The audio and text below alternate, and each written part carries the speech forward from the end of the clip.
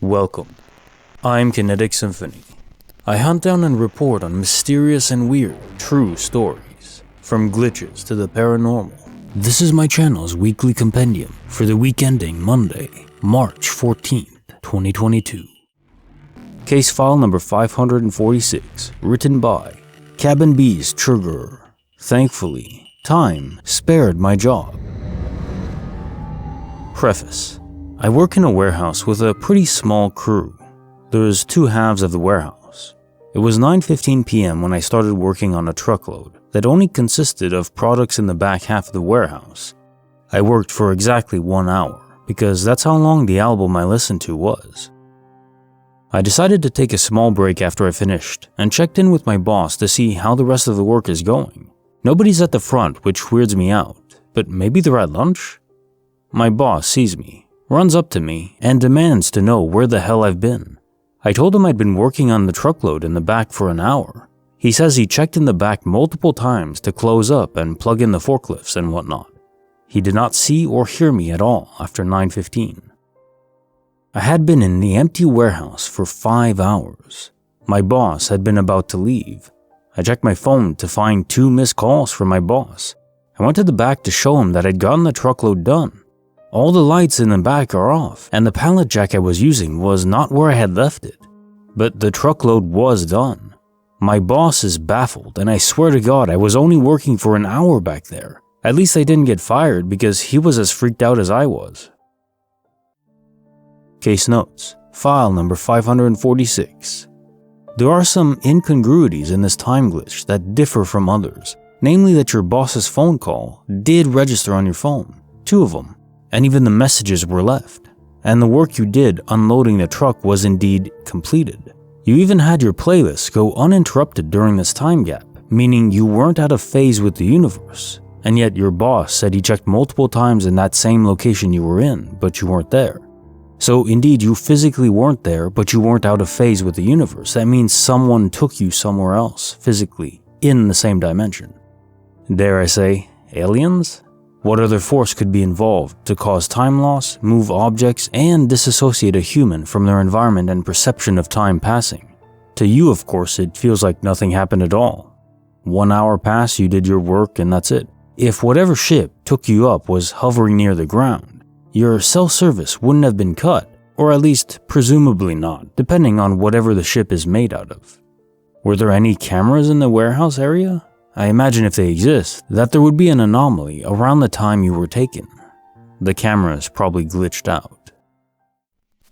Case file number 547, written by Diabolix. The Lost Road to a Town That Doesn't Exist. Back in the summer of 2011, I was 19 and had relocated my living situation for a few weeks while I was in between apartments. Long story on its own. Due to my relocation, I was pretty far from my work and I'd have to drive about an hour south on Highway 45. At the time, I worked in Spring, Texas, and could get away with a lot of stuff because we were too short-staffed and I was one of the more experienced on our night crew. On my first shift, having to drive to work from this new area, I ended up getting a bit turned around and lost. I was driving on what I thought had been the highway. But after a bend, it suddenly transitioned into a single-lane road, and then further down transitioned to just a dirt road. Ever since it stopped being a highway, there were no areas to turn off. I left my place at around 7 p.m. to arrive at work by 8 p.m. for my shift. This happened around the midway point of the distance, so even though I didn't check the time when it happened, it'd be a fair estimate to say the sudden change in environment happened at approximately 7:30 p.m. Thinking this was really strange, as I'd been up and down 45 a million times and never seen something like this, I figured I would just drive until I reached a rest stop or something to check my location on GPS and turn around at. It got to be a little uneasy when I went a full 20 minutes without a single spot to turn at or turn into, and without seeing a single other car. I saw a bridge coming up and thought, okay, surely there'll be somewhere to turn around up wherever this bridge leads. Then I saw it. You are now entering Adoscodia. At this point, I was just already going to be super late for work no matter what, and figured I'd just send my boss a text and all would be fine. No signal. Figuring, what the hell? I'm gonna get in trouble anyway, may as well check out this place for a few minutes and see where I ended up. It was very unsettling. The town looked like it had been abandoned for decades. Buildings all around looked to be falling apart and in terrible disrepair. Not a single building had a light on, and there were no cars or people anywhere in sight. The roads were a mix of some dirt roads and some normal roads in varying states of decay. Hell, I didn't even see animals anywhere as I drove through. I could tell as I drove that this town was essentially an island. Every direction seemed to have a beach and a bridge that connected it to land, at least from what I was able to see as I drove around a higher elevated area. After about a half-hour driving around, unable to find any signs of life, I managed to find my way back to the bridge I came in on and got the hell out of there. When I got to work about 2 hours late, my boss called me back into his office to have a chat. I'd been working there since I was 16 and have never been so much as a single minute late, so he was willing to hear me out. I told him the honest truth of what happened, and he seemed increasingly concerned as my story went on. He and another coworker looked on a map out of curiosity, since they'd never known of any abandoned towns in this area, and found some place called Atascosita, and assumed I'd misread the sign. But when they opened the Google Street View, Atascosita was nothing like the town I'd seen. The only thing they had in common was a sort of similar name and one bridge that connected to it from across a lake. But the town I was in was surrounded by water and had bridges connecting it on each end. I'm only in contact with one coworker who was at work that day, and he's convinced I somehow got a bustling old-style town like Atascosita somehow confused with a long-abandoned ghost town even though they had nothing in common, just because we couldn't find any Atascosita on the map. 2 years after, when I went back to live in Spring for a little while, I did try finding Atascosita again, this time with the intent of filming while there to prove it existed. But alas, no matter how much I retraced my steps, I was never able to find that strange, empty path to the bridge again. I'm typically not super comfortable sharing this story with many people because for obvious reasons, lots of people would probably think I'm crazy because I'm adamant I was in a town that no one can seemingly find any evidence of ever having existed.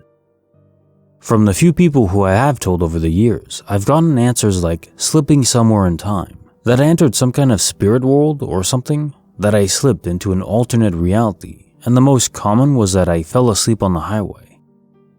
Though, while that last one certainly sounds like the most grounded on the surface, for those who have driven on 45, I'd have 100% died if I had fallen asleep at the wheel in a late evening or early night on that highway. Accidents are common there, even among totally alert drivers. I'm not sure what to make of it all. As unsettling as the event itself was, the retracing my steps later and not being able to find any trace of it was even more so weird. Honestly, if I ever ended up back there somehow someday, I'd film the whole thing. Atascosita is in a totally different direction from where I'd been driving when all the weirdness happened, but I still wanted to check it out for my own confirmation, and I can definitely 100% state that it wasn't in Atascosita. The only commonality between the two towns is a kinda similar name and nothing else.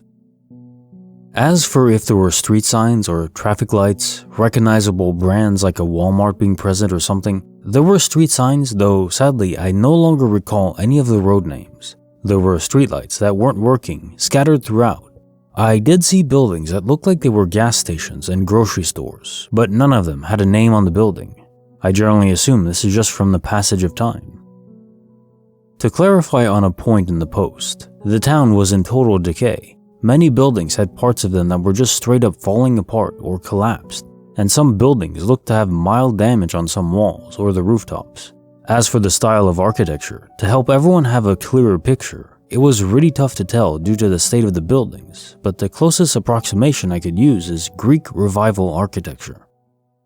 The designs seemed mostly basic and simple, though there were a handful of buildings that had asymmetrical designs. It's hard to say if this was a result of the buildings falling apart or if it was intentional design. Case file number 548, written by Pi=3, The Theft of My Thoughts. I've been trying to explore my philosophical and spiritual side for the past couple of months, but ever since then, weird crap keeps happening to me. what you might call glitches or synchronicities.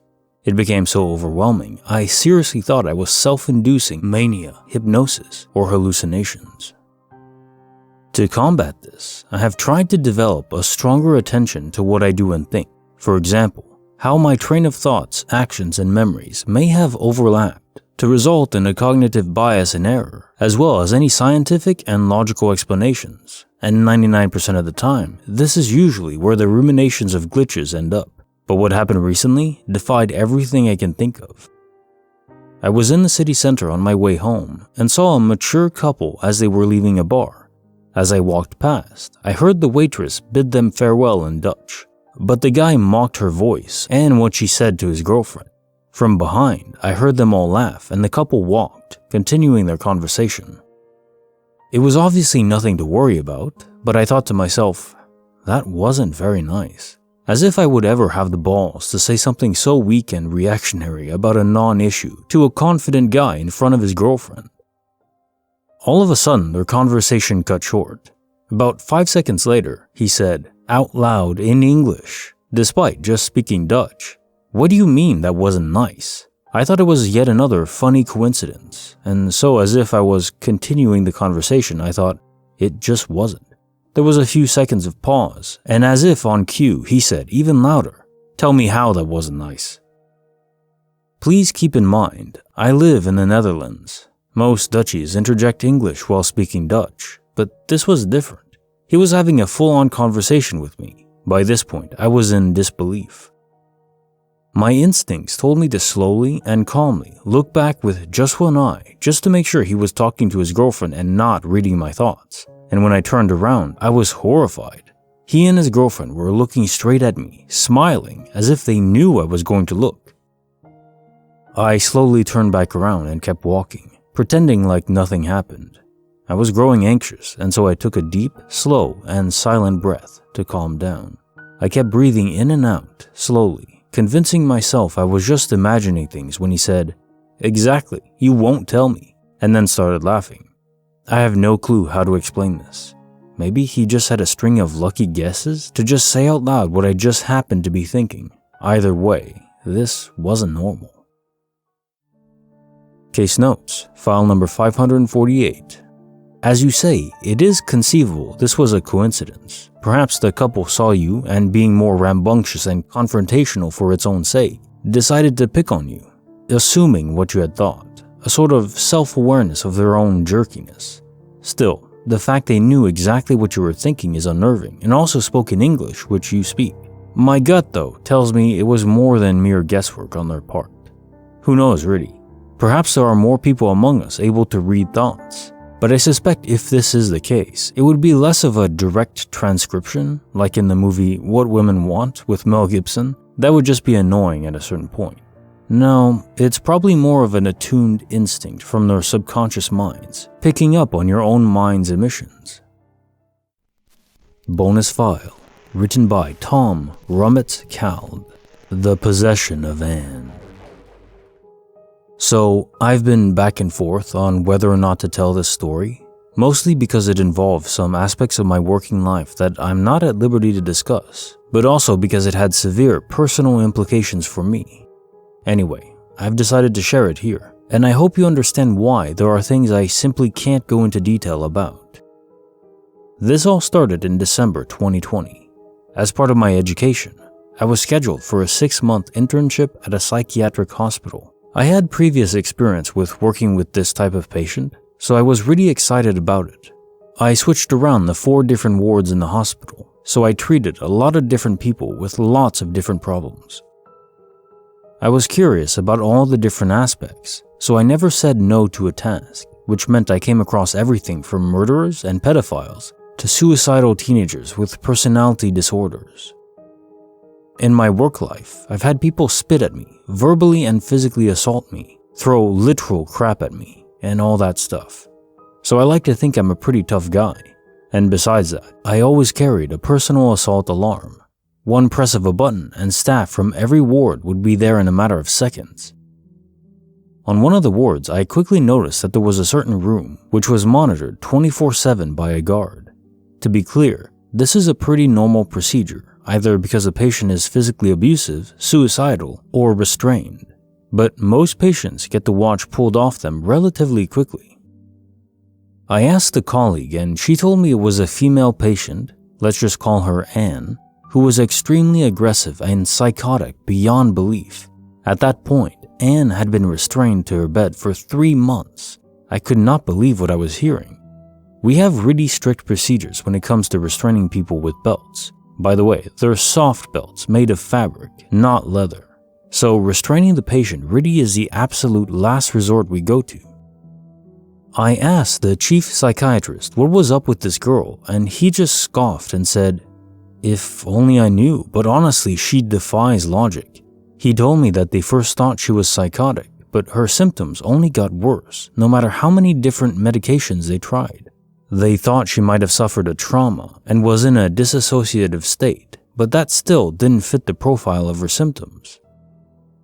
She had gone from being a perfectly normal woman in her 20s to being violent, extremely aggressive, and unable to speak in just 4 months. That is practically unheard of, especially as no drugs were involved. We regularly administer a toxicology check of all patients and always when they're admitted. One day, my alarm went off. They're all connected, so I know where I need to run to help my colleagues.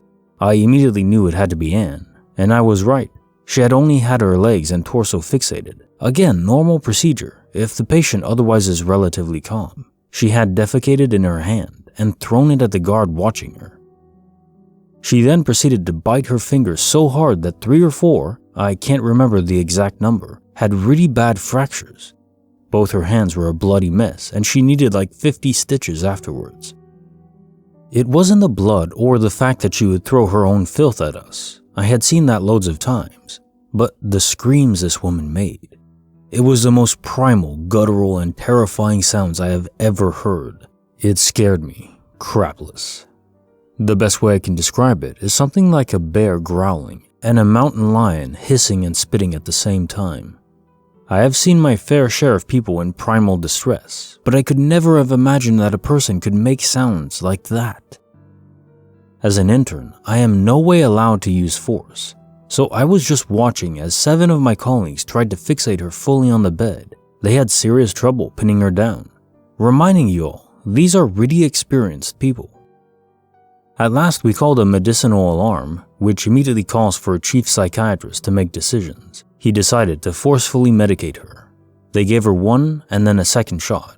It only seemed to piss her off, even though it should have put a bear to sleep. At the 3rd injection, she calmed enough so that they could restrain her. She never nodded off. She just breathed heavily and kept staring up at the same corner of the room, sometimes smirking at something only she could see. Fast forward 2 weeks. I was back at the ward. It was a relatively calm weekend, so there really wasn't much to do. Anne was in one of her good periods, so she had her restraints removed. A guard was always by her, though. I was sitting in the office when suddenly I saw Anne walking in the hallway without the guard. I don't know if she had taken a bathroom break or whatever, but he wasn't around. So I catched up with her. I asked her what she was doing in the hallway alone, but of course she didn't respond. I should mention that many of my colleagues were afraid of Anne, and rightfully so, even though everyone is aware that it's the illness and not the person attacking you. But when it keeps happening, that patient does catch some stigma. I, for one, always try to look at the person and not the illness, so I asked where we were going. She took me by the arm and led me to the common area. She went over to a book cabinet, turned and looked at me, and muttered, "Read, book." I was completely taken aback by the fact she was speaking. She pulled out a random book and handed it to me. She then sat down on the floor and started rocking back and forth. I joined her on the floor and started reading the book. It was just some random old book, probably from a charity, and had no special meaning. But as I read, she came closer and closer to me. She then cuddled up to me, put her head on my lap, and fell asleep.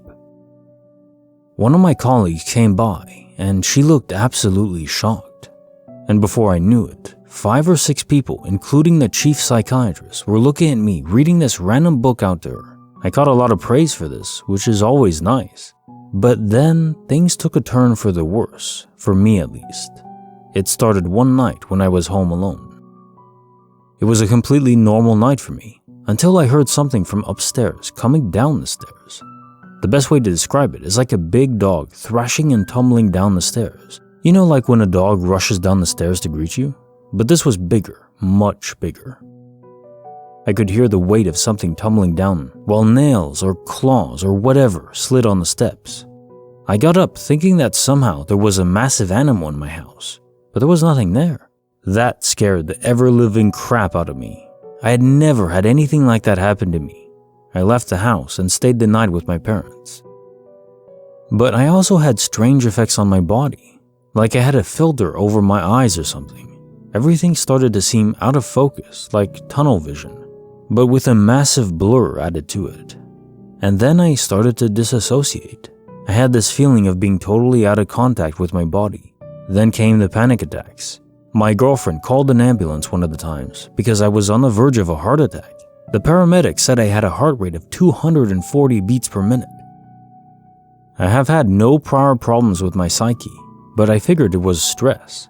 I have suffered from sleep paralysis before, but never with hallucinations or whatever you want to call it. But that started recently. I see a large black mass with long arms and legs sitting in the top corner of our bedroom, like a massive spider, but just with 4 legs. This is now happening on a nightly basis. A couple of days ago, I told my girlfriend about it. She kept pestering me with questions about my nightmares. She said, "That's funny. Every time you're just about to go to sleep, you look up in that corner and you sort of smirk." That reminded me of Anne, and now I'm absolutely terrified that I might have brought something home. Believe it or not, that's up to you. I've never treated a patient like Anne, and none of my colleagues had either.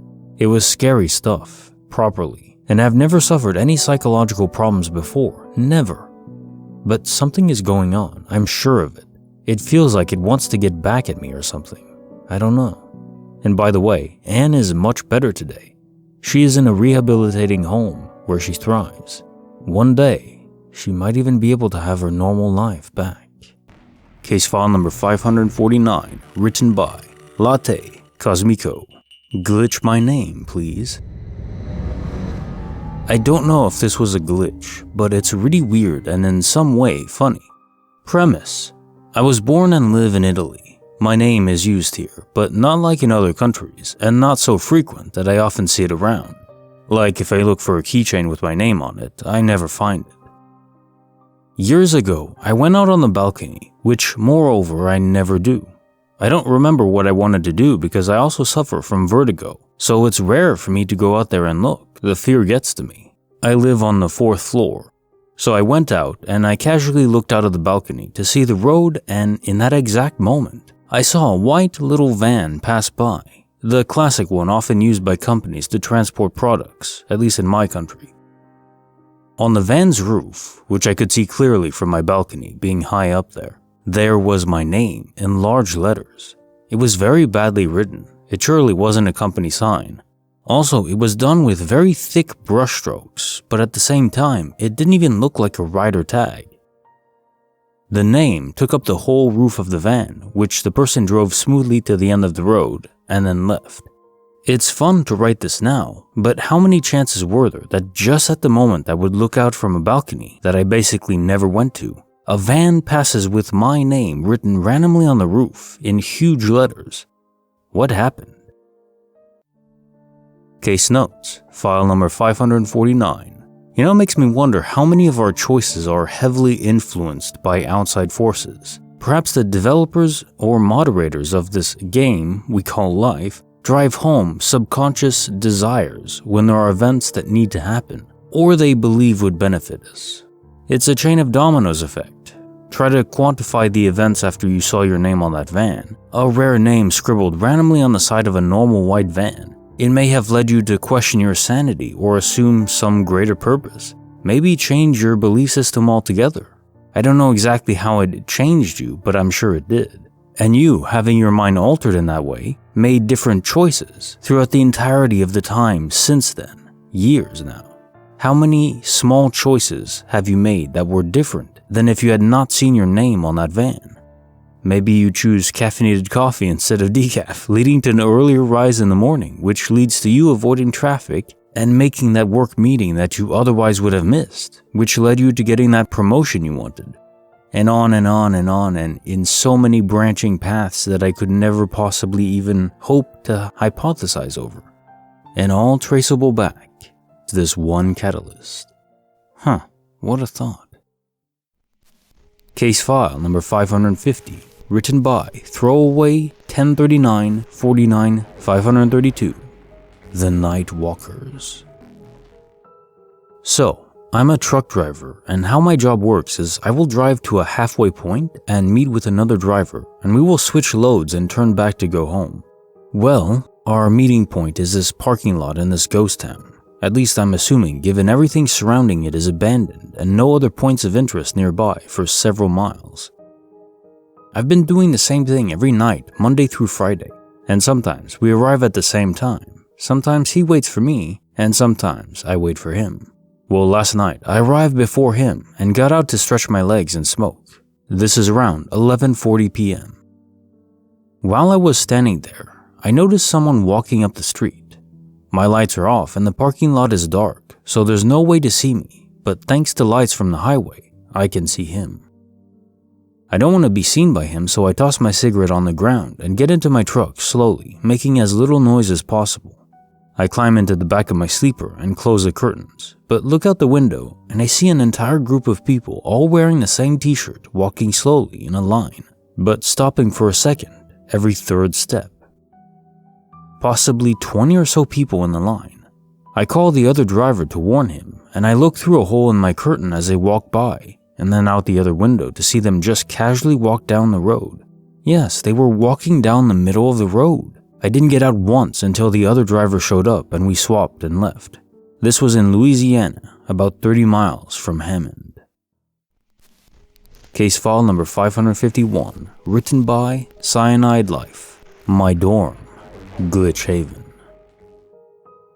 I go to a relatively old college, built in the 1800s, and there's a bunch of stories of it being haunted, but I don't really buy into it that much.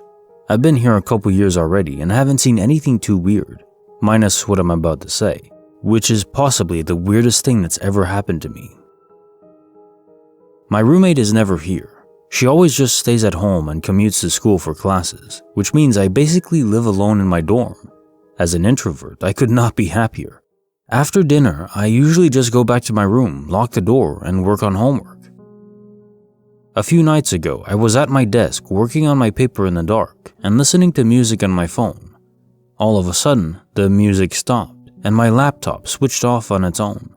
Neither the computer nor my phone would turn back on, like something had just disabled all the electricity in the room. At that point, I kind of just accepted my fate and decided that would be a good stopping point for homework. It was probably after midnight anyway, and the next day was a Saturday, so I didn't need to use my phone to set an alarm. I decided I'd probably just go to bed and let both devices charge.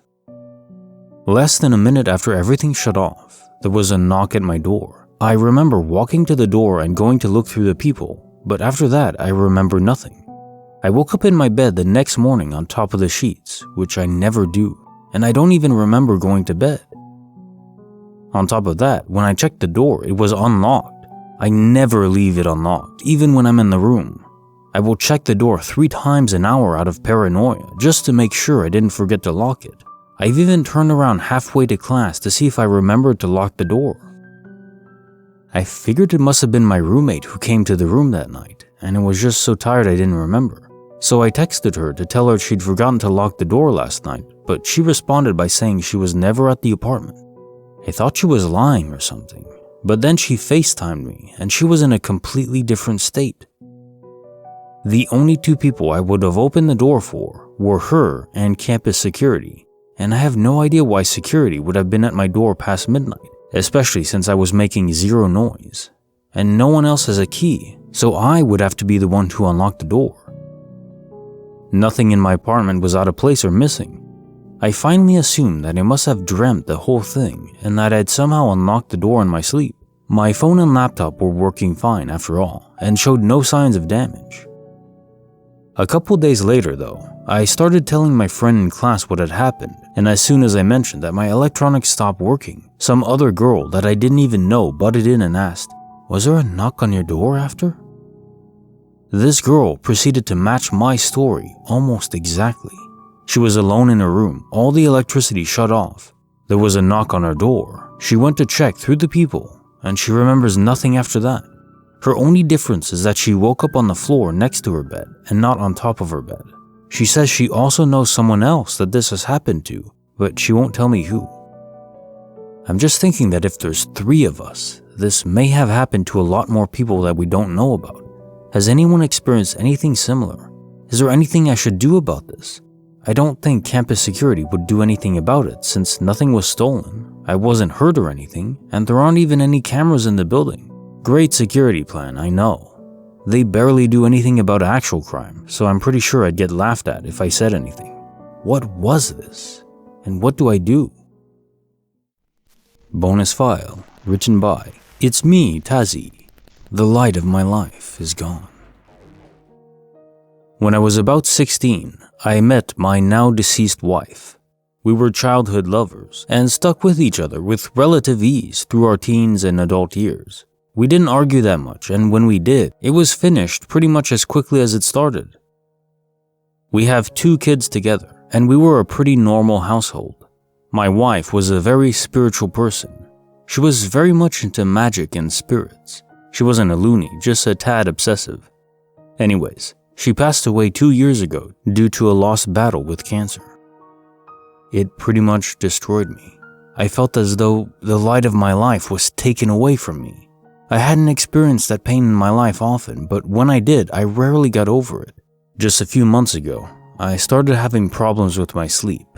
At first, it was little things, waking up in a sweat, having difficulty breathing, waking up and crying, but then it slowly began to get worse. I started seeing my wife in my dreams, and she kept calling out for me. I couldn't move towards her, and I couldn't speak either. I always woke up from these as soon as my wife came close to me. But it didn't stop there. A few days after I started having the dreams, I began seeing my wife's face in reflections of stuff. Like the windows, pots and pans, kitchen utensils, anything that was reflective. It showed her standing behind me, and when it didn't, it showed her standing a few feet behind me, in the corner of the room. During this time, I had my children sent to my parents due to the fact I was on medication and didn't want them to see me going through this. Anyways, I've started hearing from her. Not speak, more like when you think you hear someone call your name, but you're not 100% sure whether you actually heard someone or not. Objects in my room are moved, not by a lot, just by a few centimeters, but I can still tell. It's just one of those things, you know? But yeah, stuff is getting worse. But this can't be my wife, right? Case file number 552, written by Prometheus Titan God. The oppressive weight of destiny. Be careful what you wish for is a term that fits this repetitive recurring lucid dream I had.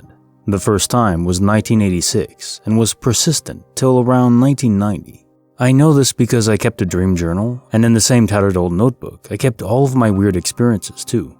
I also told my closest friends, and at one point, throughout the years, I told a school counselor and a youth pastor. So I had several points of verification of when this occurred.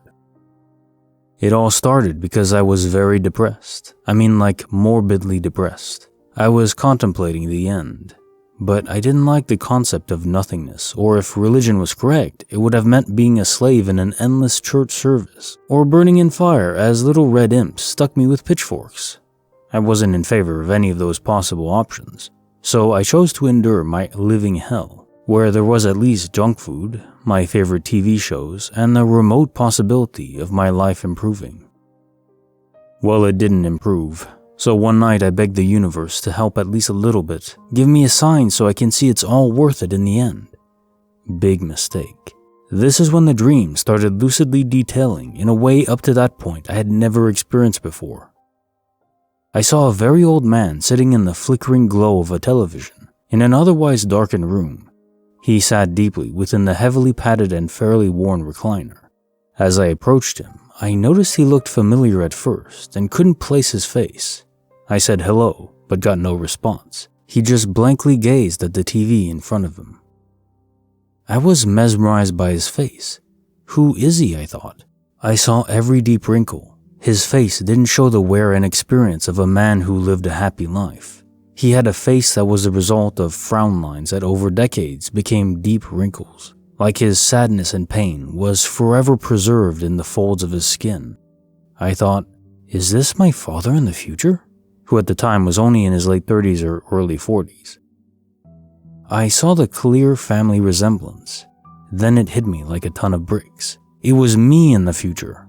I had so many questions. I wanted to know what happened. I know who you are, I said to him, but I still got no response. He just kept his glare locked on the TV, so I turned to the TV to see what he was watching. Okay, I have to remind you, this was 1986. Keep that in mind. There was some epic fight between people dressed in obvious modern-looking military uniforms, shooting regular-looking automatic weapons at guys dressed as ancient Egyptian characters, golden and metallic body armor, and these gaudy helmets that look like typical Egyptian mythical beings, similar to King Tut's casket, but with the heads of dogs. But these gold-armored guys had weapons that I thought resembled a wizard's magic staff because it lit up at the end and shot a beam like a laser gun. I instantly understood this was freaking awesome. I totally understood how my future self would get lost in this movie or show he was watching, because I suddenly forgot all my questions I wanted to ask my future self as I too joined him watching it. I watched about 5 minutes of it. I saw that we're on a flying pyramid that was going through hyperspace or warp speed. Then I saw him, my childhood hero with older short hair, and I said, "It's MacGyver! It's MacGyver shooting automatic weapons in space! This is freaking awesome!" Now again, this was 1986. I only knew the actor Richard Dean Anderson as MacGyver, and yes, I did see what later on was Stargate SG-1. But this dream I had, it was 1986. The Stargate movie didn't come out until 1994, and the pilot of SG-1 didn't air until 1996, 10 years later. The other thing I noticed was a station logo in the right corner of the show. It was a symbol of a ringed planet with a rotating number 2 in it, and the words, "Classic," under the symbol. And yes, this is years before the Sci-Fi Channel was even a thing. As far as I know now, there still isn't a sci-fi classic yet, but there are at least 25 or 30 years to go before I look that old. Back to the dream. As I watched the show, I was interrupted by 2 women talking in the back of the room, masked in shadow. I turned and looked at them. I didn't notice them before, or maybe they came in and I didn't notice because I was distracted by freaking MacGyver in a spaceship. This is when the dream goes dark in a super depressing way. The 2 women are nurses or caregivers. One is an older woman who is training a new woman, who at the time looked hot to me. She was about early 20s with dark brown hair. The older woman was talking to her, introducing her to each guest as she referred to them.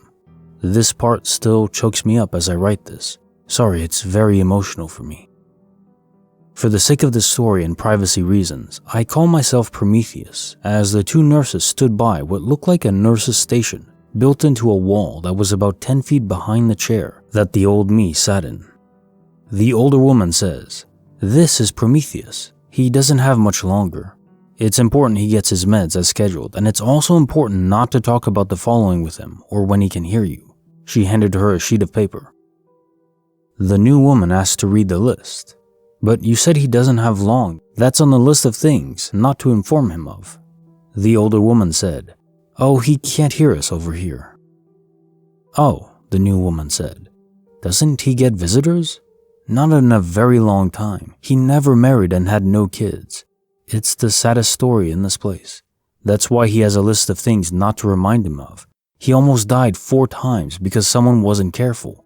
When he first arrived, he was all talkative, but then his only 2 visitors stopped coming.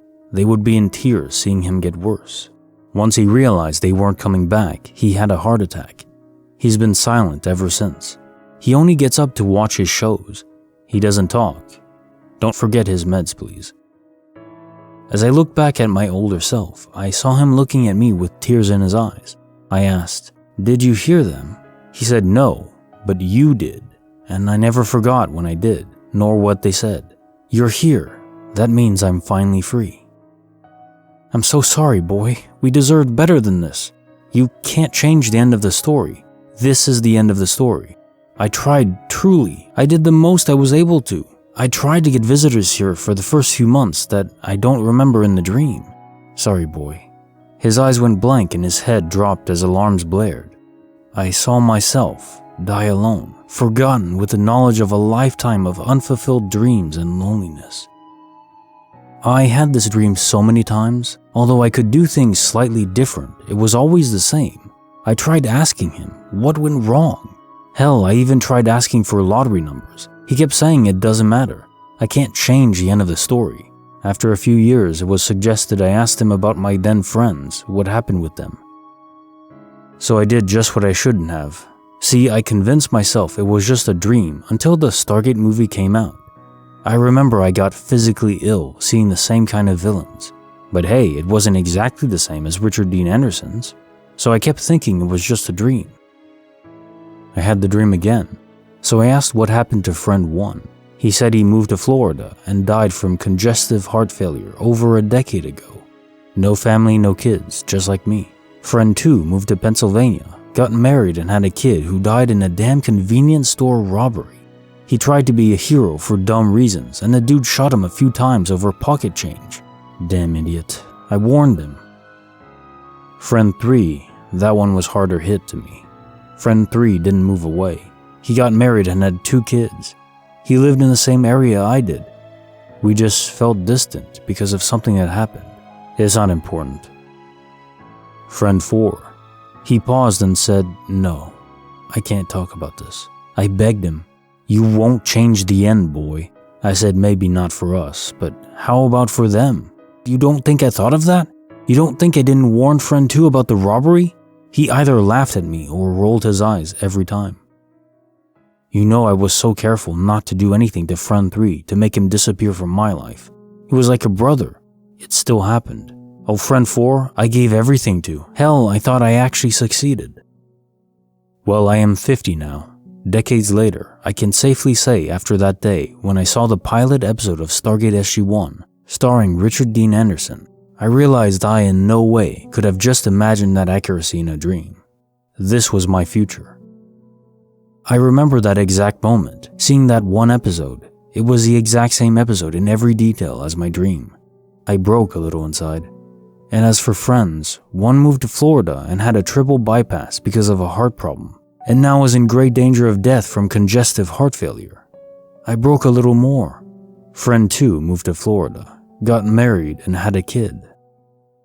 I just hope he doesn't try to be a hero when that day comes. Friend 3 still lives locally, but because of reasons, we rarely talk anymore. I break even more at the thought of this. Friend 4 got married and had my goddaughter she named after me. I love that girl. She calls me her best buddy. I love her so much. So now I realize something. When I first had visitors as an old man, it was said I had 2 visitors in the beginning. I now realize who they were. I think hell isn't fire and pitchforks. It's knowledge of a destiny impossible to change. I now appreciate every single second with my goddaughter, every hug, every single thing, because I know no matter what, I'll never let her see me waste away dying from old age like that. Oh my god, I just realized something. They don't choose to stop seeing me. I force them to. Case notes, file number 552. This is heavy as hell. Of course, you've thought about this for the better part of half your life, since the dream started. I don't think there's any advice I could offer that you wouldn't have already thought about in all this time. All I can truly say is, I don't think we get but one life. I think it's all a grand game, and the ending doesn't have to be sad. In fact, I think we press on in some way. There are so many potential ways for that to happen. Maybe it's reincarnation. Maybe there's a general heaven afterlife, although I lean towards the notion that life is a simulation. Death, perhaps then, is merely waking up from our high-tech virtual reality pod, ready to go back in as a new character, to experience something uniquely new to us, every single time. As you say though, given we live with unforgiving unknowns, the best you can do is cherish every hug with your goddaughter, every shining moment. They are precious indeed.